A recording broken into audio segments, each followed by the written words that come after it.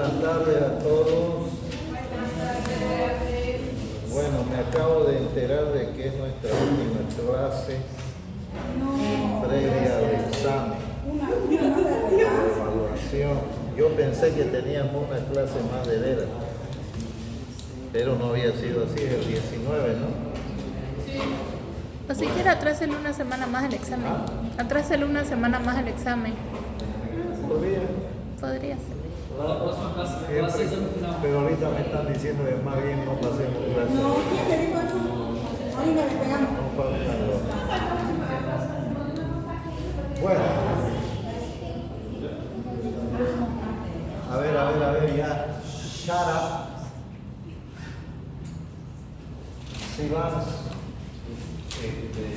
Por favor, la luz de aquí, la de... Bueno, esta es nuestra última clase teórica. El próximo martes tenemos nuestra evaluación final. En primer lugar, déjenme decirles que para mí ha sido muy satisfactorio estar con ustedes, tratando de que ustedes aprendan algunas cosas de neumología. Espero que hayan aprendido y si tienen dudas preguntan, si no saben pregunten igual. La otra cosa que quería decirles es que para la evaluación final no digo que el 100% de las preguntas van a ser eso, pero hagan énfasis sobre todo en los tratamientos, ¿ya? Tratamientos de las diferentes patologías que hemos visto. Hemos visto, por ejemplo, tuberculosis, hemos visto asma, EPOC, neumonía, micosis, tromboembolismo y ahora vamos a ver el estrés respiratorio, ¿ya? Y algo de clínica. Hagan énfasis en eso, díganle a sus compañeros de manera general que bastaría por lo menos un 70% de preguntar en ese sentido. ¿Ya? También me han preguntado de los trabajos prácticos. Sí, no es fácil corregir la montonera de qué hacer, pero antes hacíamos grupos de 5, pero eso no lo observaron, el trabajo es individual. Tiene que ser así. La tercera cosa es de que del grupo E es el único que me falta pasar notas porque habían 3 estudiantes que no habían dado evaluación, el parcial, pero resulta que habían abandonado la materia, la universidad, entonces, y nosotros, yo no estaba enterado de eso, ¿ya? Pero todo es subsanable. Y bueno, hoy día vamos a ver nuestro último tema. Nos faltaba un tema solamente, hidarquidosis pulmonar, pero el tratamiento es albendazol por si acaso. ¿Ya? Yo creo que el estrés respiratorio es el sumus de todo lo que significa la patología pulmonar. Ahorita yo les voy a demostrar que todo lo que sucede en cuestión de salud con el ser humano, con nosotros, como persona, como individuo, como paciente, tiene una etiología o bacteriana, o viral, o micótica, o parasitaria, o por agentes físicos, químicos, inmunológicos, neoplásicos y otros de causa desconocida que se llaman idiopáticos. Y todos, sin excepción, producen como resultado inflamación. El que quiera hacer inmunología, les aseguro que se va a dar cuenta como especialidad de que todo está relacionado con la inflamación. Absolutamente todo. Entonces, la inflamación es el chico malo de la película.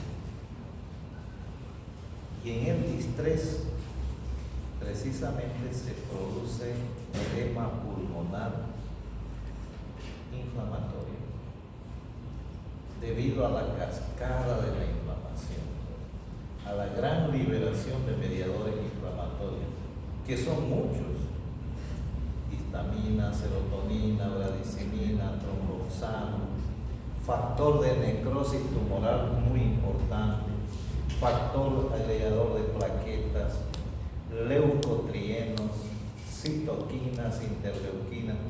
Acuérdense cuando la pandemia, ¿no?, se pusieron de moda las citoquinas y las interleuquinas, pero ya se conocían de hace mucho tiempo. Lo que pasa es que durante la pandemia se puso mucho en vigencia la interleuquina 6 porque produce lesión endotelial. Y si ustedes recuerdan cuando hablamos de tromboembolismo, la lesión endotelial es uno de la triada de Virchow: lesión endotelial, rémora circulatoria y ¿qué más? Hipercoagulabilidad de la sangre. Por eso es que cuando el COVID se solicitaba mucho dímero D, pero en realidad no solamente debería solicitarse durante el COVID, debería siempre solicitarse. Lo que pasa es que la mayoría de los médicos nos olvidamos de que hay un proceso inflamatorio. Todos creen, o la mayoría de los médicos creen que me dolió la rodilla, está inflamada mi rodilla, estoy con fiebre. Tú le das importancia a la inflamación y sin embargo la inflamación, les repito, es el chico malo de la película. ¿Ya? Eso como introito para hablar de distrés respiratorio, que en terapia intensiva es lo máximo de la medicina. Les aseguro que el distrés respiratorio es lo máximo de la medicina. Quien maneja distrés respiratorio maneja todo lo demás. Ahorita se van a dar cuenta. Entonces, ¿qué es el síndrome de distrés respiratorio? Es una insuficiencia respiratoria. Y para eso quiero recordarles solamente lo que vimos al principio del concepto de insuficiencia respiratoria. Es la incapacidad del aparato respiratorio de mantener un adecuado intercambio de gases, ya sea en la ventilación, en la perfusión o en la difusión alveolo-capilar. Si nosotros interpretamos bien ese concepto, rápidamente vamos a pensar en la clínica y en el tratamiento. Y ahora sí ustedes me van a interpretar mejor lo que dije en un principio: tos, expectoración, hemotisis, disnea, cianosis, dolor torácico, fiebre, ronco, sibilancia y crepitos. Porque todo eso se ve en el síndrome de distrés respiratorio. Vean lo que dice: insuficiencia respiratoria aguda secundaria a edema pulmonar inflamatorio, ¿ya?, con aumento de la permeabilidad capilar, inundación alveolar e hipoxemia profunda subsiguiente. Ahora, vean ustedes, dentro de la fisiopatología les voy adelantando, por eso ya lo vimos en insuficiencia respiratoria, lo vimos en asma, lo vimos en EPOC, lo vimos en neumonía, lo vimos en todo lado. Recuerden que los mediadores inflamatorios tienen dos funciones muy tremendamente importantes sobre el aparato respiratorio y sobre el sistema cardiovascular. Sobre el aparato respiratorio, ¿qué producen? Edema de mucosa, aumento de secreciones y broncoconstricción. Como les decía, qué casualidad en el alma se da eso. Y sobre el aparato cardiovascular o sistema cardiovascular producen vasodilatación, por eso cae la presión arterial. Y aumento de permeabilidad capilar, por eso fuga líquido del espacio intravascular al intersticial, produciendo un profundo desequilibrio en la ventilación prefusión y dando como consecuencia, ¿qué cosa? Hipoxemia profunda. Vean ustedes, en el concepto de insuficiencia respiratoria está todo definido. Eso ustedes lo han llevado en fisiopatología en tercer año de medicina. Lo que pasa es que de repente lo han estudiado así de corrido y no le han interpretado la profundidad de los conceptos que hay. Pero es eso, ¿ya? Es eso. Entonces, allá por el año 2011, en octubre del 2011, ese que está aquí soy yo por si acaso. Sí, salió mal la foto. ¿No ven? Entonces, salió la nueva definición de Berlín. Se llama así, porque se juntaron en Berlín los más grandes maestros de la medicina y la neumología para consensuar todo esto que se llama la definición de Berlín. Esa es la puerta de Brandenburgo, se llama. Antes dividía la Alemania oriental de la occidental. Ahora ya es una sola Alemania, pero hasta el año 89 era Alemania oriental pobre y Alemania occidental bien. Y muy bien. Entonces, esa definición de Berlín habla de lesión inflamatoria, ¿ya? Habla de hipoxemia, de opacidades bilaterales en la radiografía, disminución de la distensibilidad pulmonar. El pulmón normalmente es elástico, pero aquí se vuelve duro, pesado, por el edema pulmonar precisamente. Y el daño se caracteriza por el daño alveolar difuso. Escuchen eso, daño alveolar difuso. Si hay daño alveolar, ¿qué pasa? Se destruye la pared alveolar. Y en la pared alveolar están los neumocitos tipo 2, que son los que mantienen la arquitectura alveolar. Al destruirse los neumocitos tipo 2, al no formarse surfactante, se colapsan los alveolos y se produce insuficiencia respiratoria de inmediato. En febrero que comienzan las clases de eso. A ver si tengo ganas y tiempo también. Sobre todo tiempo. Bueno, vamos a seguir. No hay problema. No problema. ¿Ya? Entonces, vean ustedes, hemos hablado del concepto. ¿Y qué es lo que hacen en Berlín? Lo clasifican en estrés en base a parámetros. ¿Ya? Y dicen que tiene que haber un síndrome de distrés respiratorio leve, uno moderado y otro severo, que ya ustedes se lo di cuando hablamos en la insuficiencia respiratoria. ¿En base a qué? En base a una división entre la presión arterial de oxígeno sobre la fracción inspirada de oxígeno.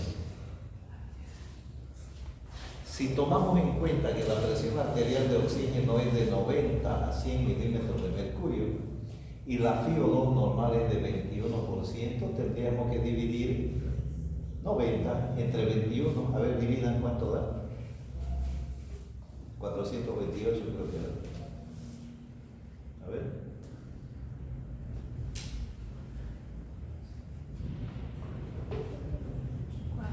¿428? 428, ¿no? 90 dividido por 21. Ajá. 4,28. 4.28, como hay son decimales, hay que tachar la coma y sale 428. Entonces, eso es normal. Arriba de 300 la PAFI, pregunta de evaluación, la PAFI normal es mayor a 300. 428 es mayor que 300, entonces normal. Pero si yo tengo un síndrome de distrés respiratorio leve, tendré una PAFI menor de 300. Si es moderado, será menor de 200, y si es severo, será menor de 100. Esa es la clasificación de acuerdo al consenso de Berlín del año 2011, publicado en 2012. ¿Ya? Muy bien. Entonces ustedes ya saben ahora cómo se clasifica el distrés. Y acabo de pasarles y decirles cuál es la fisiopatología del distrés. ¿Se dieron cuenta o no? Les dije de que la acción de mediadores inflamatorios actúa sobre los pulmones, produciendo aumento de secreciones bronquiales, broncoconstricción y edema de mucosa, y sobre el sistema cardiovascular produce vasodilatación y aumento de la permeabilidad capilar. Esos mediadores inflamatorios son los que hacen que aumente la permeabilidad capilar y haya fuga de líquidos del espacio intravascular al intersticial. ¿Ya? Y esos mediadores inflamatorios son los que producen vasodilatación, por eso los pacientes se choquean, entran en shock. ¿Ya? Entonces, tipificando lo que se da, un serio disturbio de ventilación-perfusión, que se traduce en ¿qué? En hipoxemia, o hipoxemia, como dicen ustedes. ¿De acuerdo? O sea que estamos ante el estado más grave de insuficiencia respiratoria. Y en el distrés respiratorio hay causas directas e indirectas que van a producir agresión, dando distrés. Causas directas sobre el pulmón, neumonía. ¿Se dan cuenta? Causa directa, tromboembolismo pulmonar. Está actuando directamente sobre el pulmón. Causas indirectas, septicemia o septicemia. Es indirecto. Pancreatitis aguda, severa, es indirecto. Intoxicación por fármacos, es indirecto. Los que toman sobredosis de drogas, ¿no?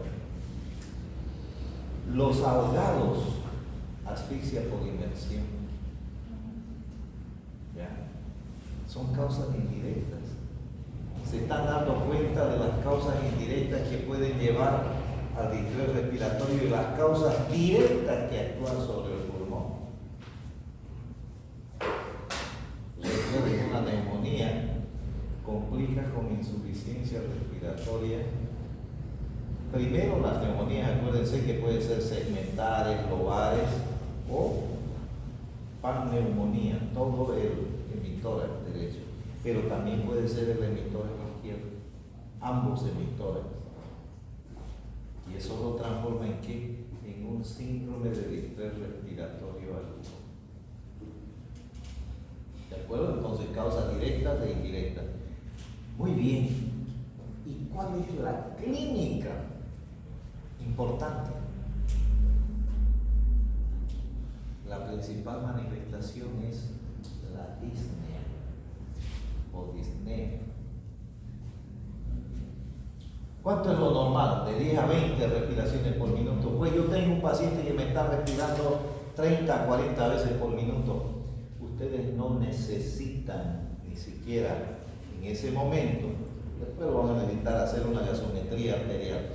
Ustedes ya tienen que presuponer de que ese paciente ya está en insuficiencia respiratoria. ¿Cuánto es el volumen corriente normal? 500 ml. Pero un paciente que está respirando 30, 40 veces por minuto, ¿Será que es 500 su volumen corriente? Está disminuyendo. Y al disminuir, ¿saben qué pasa? Ese paciente está hiperventilando. Produce alcalosis respiratoria. Y la alcalosis respiratoria, ¿saben qué produce a nivel central? Cerebro. Produce vasoconstricción. Y al producir vasoconstricción disminuye el flujo sanguíneo cerebral. Y al disminuir el flujo sanguíneo cerebral, produce hipoxemia cerebral. ¿Y la hipoxemia cerebral qué produce? Aletargamiento, mareos, convulsiones, coma y muerte. Miren ustedes. Entonces la clínica es importante. Aparte de la disnea, ¿qué tiene también el paciente? Cianosis. Tiene tiraje intercostal, tiraje supraclavicular, tiraje subsifoideo. O sea, ¿qué se llama eso? Uso de musculatura accesoria. ¿Ya? ¿Qué más tiene el paciente? Está en posición ortopnéica, no puede estar el paciente acostado porque le falta el aire. Yo me he cansado de ver en las emergencias, cuando me han llamado a atender a algún paciente, que el personal de enfermería le dice: doctor, ese paciente no quiere estar echado, porque lo echan al paciente y el paciente no se quiere sentar. Tiene que estar echado, señora. Señora, tiene que echarse. El paciente está bien. Por algún motivo no puede echarse. Que le falta el aire, está en posición ortopnéica. Respira mejor sentado que echado. Entonces ahí tiene que entrar ustedes su agudeza clínica, semiológica, para decir: caramba, aquí hay algún problema ventilatorio. ¿Ya? ¿De acuerdo? ¿Qué más tiene? Llenado capilar lento. Y hasta ese momento no he pedido yo una gasometría. Clínicamente estoy tratando de hacer diagnóstico de insuficiencia respiratoria tipo distrés. Luego, el gol estándar para hacer el diagnóstico laboratorial de síndrome de distrés respiratorio se llama gasometría arterial. Y ustedes tienen que saber pH 735 a 745, PCO2 35 a 45 milímetros de mercurio, PO2 de 90 a 100 milímetros de mercurio, bicarbonato de 21 a 25, exceso de base más 2 menos 2, saturación de oxígeno de 90 a 100%. En el anterior semestre unos estudiantes me dijeron: doctor, yo he respondido bien la pregunta que usted hizo. Yo hice sobre gasometría. Le pedí los parámetros normales. Yo debería tener, me dijo, 25. Ah, sí, creo que tenía 12 o 14. ¿Puedo ver mi examen? Claro, búsqueme allá en el hospital, en la práctica lo vamos a ver, pero no lo tengo aquí ahorita.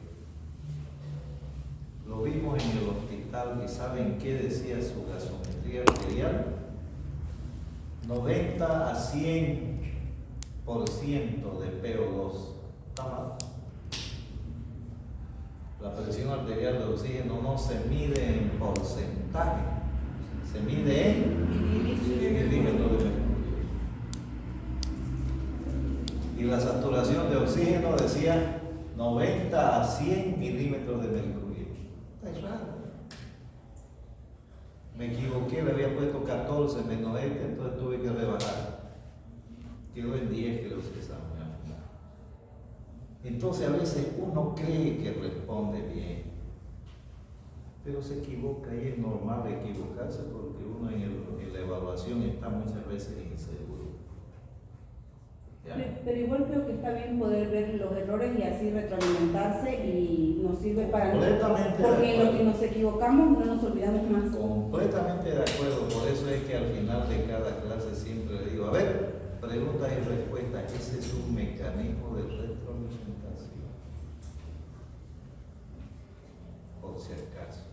Pero a ustedes no les gusta preguntar mucho, espero que ahora pregunten algo.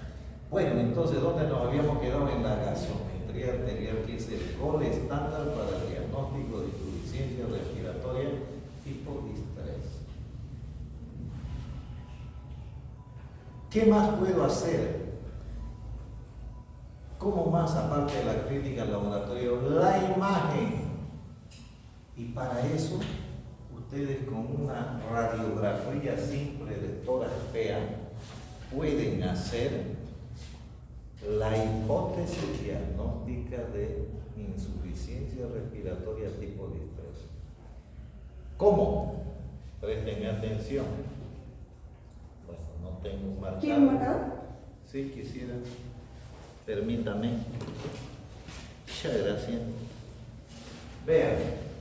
No sé si se verá de allá, no se ve, pues no. Bueno, hace mucho tiempo, vamos a suponer que ese es un pulmón, ¿ya? Hace mucho tiempo un gran maestro de la neumología dijo, caramba hombre, ¿cómo la van a complicar las cosas los radiólogos? Y se le ocurrió inventar un método objetivo de cómo hacer hipótesis diagnóstica del síndrome de distrés respiratorio agudo. Vean ustedes lo brillante de ese hombre. Digo, yo voy a trazar una línea a través de los vídeos pulmonares, una línea horizontal. Y ahí tengo un cuadrante superior derecho e izquierdo, un cuadrante inferior derecho e izquierdo. 4 cuadrantes. ¿Cuánto es la capacidad pulmonar total?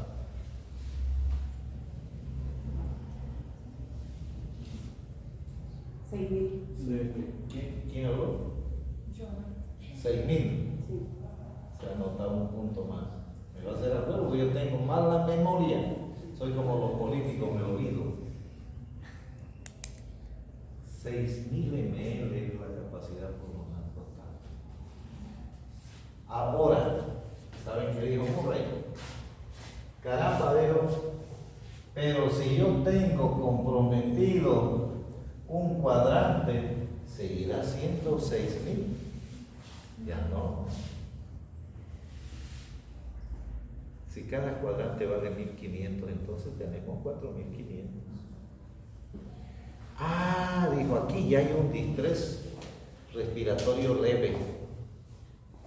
Y si tengo otro cuadrante comprometido, ya no será 6.000, es la mitad, 3.000.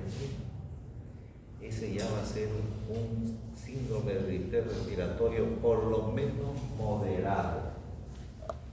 Y si yo tengo otro cuadrante comprometido, ese paciente lo más probable es que tenga un síndrome de distrés respiratorio severo. Y si tiene los 4 cuadrantes comprometidos, no hay duda de que ese paciente tiene un síndrome de distrés respiratorio severo. O sea, con un cuadrante estaría por menos de 300, con 2 ya menos de 200 y con 3 ya es con seguridad menos de 100. ¿Y cuatro? Pues seguro que eso es distrés. El 3 y 4 ya es seguro. ¿Se dan cuenta? Y eso con una radiografía simple de tórax.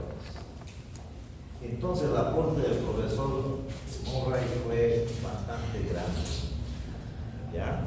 Porque es bastante didáctico y práctico. Muy bien, entonces ya tenemos el diagnóstico clínico, laboratorial y imaginológico. Ahora, ¿qué tengo que hacer yo para el tratamiento? Es la pregunta. Acuérdense de lo que dice la insuficiencia respiratoria. Insuficiencia respiratoria es la incapacidad del aparato respiratorio de mantener un adecuado intercambio de gases en la ventilación, perfusión o difusión. Yo tengo que mejorar la ventilación. ¿Cómo? Intubando al paciente y colocando un ventilador mecánico. En cualquiera de los modos ventilatorios, eso ya no interesa, eso es de terapia intensiva. Pero tenemos que intubar a ese paciente. Ustedes me van a decir, pero se puede hacer ventilación no invasiva en el severo ya, en el moderado y severo, no. En el leve todavía. Hay máscaras de presión positiva para ventilación no invasiva, sí. Pero tiene que ser un paciente que tenga condiciones de ventilación, de que su mecánica respiratoria todavía responde. Y ojo, si yo intubo a ese paciente, si yo lo ventilo, yo tengo que saber que hay 6 eventualidades. Primero, ese paciente distresado es la primera indicación de sedoanalgesia y relajación del paciente para meterlo al ventilador mecánico. Sedación, analgesia y relajación. Es la primera indicación. La segunda indicación es estatus asmático. Sedación, analgesia, relajación. La tercera indicación es paciente neurocrítico, sedoanalgesia, relajación. La cuarta indicación, síndrome convulsivo, sedación, analgesia, relajación. Quinta indicación, tórax volante o tórax volé o tórax inestable, que es lo mismo. Sedación, analgesia, relajación. Y la sexta indicación es síndrome compartimental. Desde antes del año 1983 estaban esas indicaciones y siguen siendo vigentes ahora. ¿De acuerdo? Entonces ustedes ya se están dando cuenta que distrés respiratoria son palabras mayores. ¿Ya? ¿Capiche? ¿Alguna pregunta hasta ahí? Entonces, ¿qué tengo que hacer yo ventilando a mi paciente? Ya lo tengo sedado, lo tengo analgesiado y relajado, ahora tengo que ventilarlo. Recuerden, ¿cuánto es la FiO2 normal? 21%. 21%. Digan. Este tres fármacos es lo mismo que se utiliza en anestesia general, analgésico, Sedación, analgesia y relajación. y sería fentanil, Midazolam, propofol como relajante, ¿no? Así, pancuronio, cisatracurio, alguno de esos, ¿no? Lo importante es que lo seden, lo analgesien y lo relajen. ¿Ya? Bueno, entonces, vean ustedes, ahora, ¿qué tengo que hacer? Tengo que darle aporte de oxígeno. Y yo voy a modificar de 21. Por ejemplo, si yo le doy 1 litro de oxígeno, de 21 va a ir a 24%. Si le doy 2 litros, va a ir a 28%. Si le doy 3 litros, va a ir a 32%. Si le doy 4 litros, va a ir a 36%. Si le doy 5 litros, va a ir al 40% de FiO2.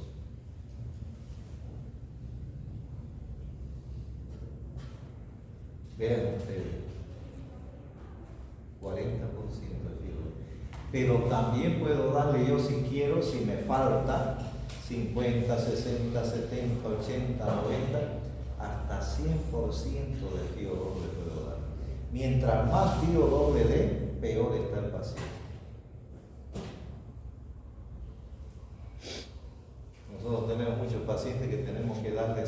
10% y después vamos disminuyendo a medida que se va tratando de controlar el caso. Entonces la ventilación mecánica, la sedación, la analgesia, la relajación es fundamental. ¿Ya?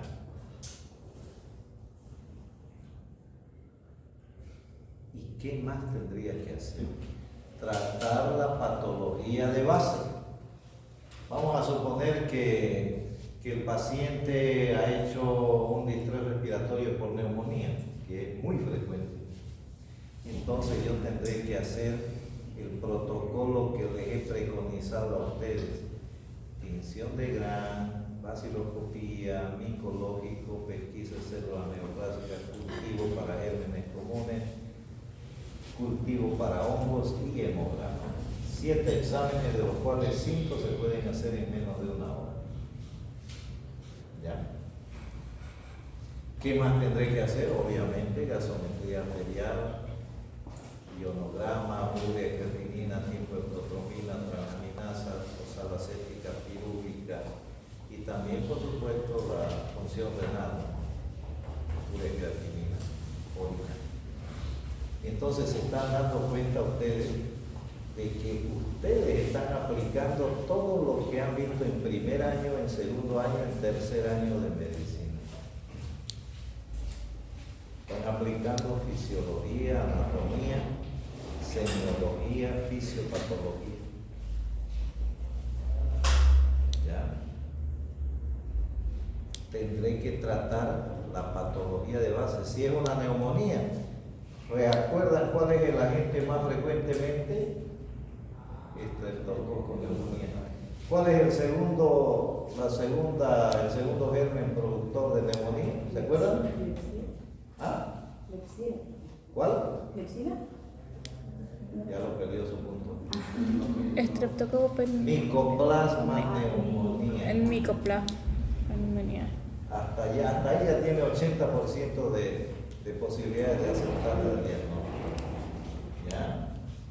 Entonces, ¿y yo ahí qué tendré que darle? Si es un estreptococo neumonía, por decirle así, le doy cualquier beta-lactámico.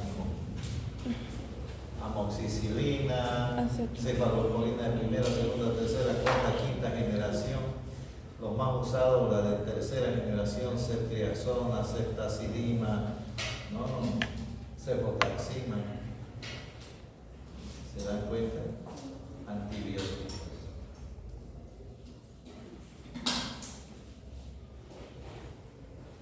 Tratamiento dirigido a solucionar la patología que desencadenó el distrés. ¿Ya? ¿Qué complicaciones tiene? Obviamente la septicemia, en la mayoría de los casos. ¿Qué complicaciones pueden más traer? Complicaciones referidas a la ventilación mecánica. Por ejemplo, barotrauma puede producir un neumotórax.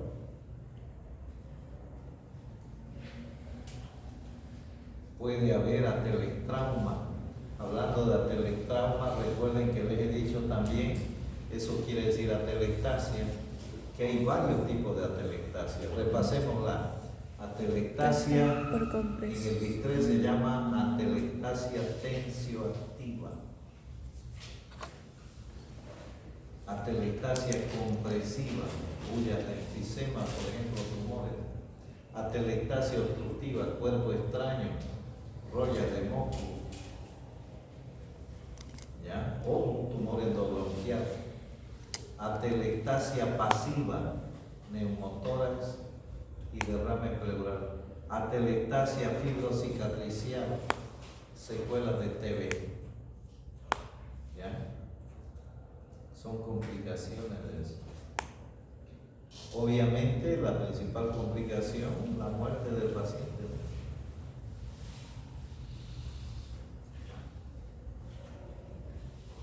Complicaciones muy graves.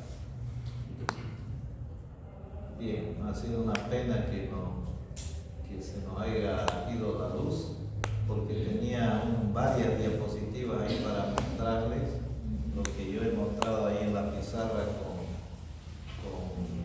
los escritos por el profesor Murray. Muy bien. Doctor, ¿me puede pasar la diapositiva? Porfa, ¿me puede pasar la diapositiva ya que no la pudimos ver? Yo estaba tomando apuntes así todo ordenadito y... ¿Alguna otra pregunta? Las imágenes que tenía eran fantásticas. Toditos se llaman pulmón blanco también como sinónimo. ¿Ya? Porque, a ver, la radiografía, reposemos un ratito nada más de radiografía. Radiografía PA, escápulas por afuera, ¿no es cierto? Radiografía P, escápulas por adentro. Seno costofrénico normalmente en relación con el décimo arco costal posterior. Seno cardiofrénico en relación con el sexto arco costal anterior. Pero acuérdense de que los pulmones o la placa de radiografía tiene un hemotécnico o la densidad oleosa, ósea, líquida y aérea. La densidad aérea es la que caracteriza a los campos pleuropulmonares, son de color negro. O sea que cualquier mancha blanca que aparece en la radiografía, en los campos pleuropulmonares, ustedes tienen que decir, eso se llama síndrome de condensación pulmonar. Y ese síndrome de condensación pulmonar puede ser ¿qué cosa? Neumonía, tromboembolismo, atelectasia, neoplasia, derrame pleural, contusión pulmonar. 6 cosas bastante frecuentes. Hay otras más, pero esas son suficientes. De nuevo, lo repito: neumonía, tromboembolismo pulmonar, atelectasia, neoplasia, derrame pleural, contusión pulmonar. Recuerden, las placas radiográficas son de color negro porque están llenos de aire los campos pleuropulmonares. Si aparece una mancha blanca ahí, es un síndrome de condensación pulmonar que puede ser de diferentes causas: neumonía, atelectasia, neoplasia, tromboembolismo pulmonar, derrame pleural, contusión pulmonar. Y si alguien le pregunta y le dice, ¿quién les enseñó pues eso?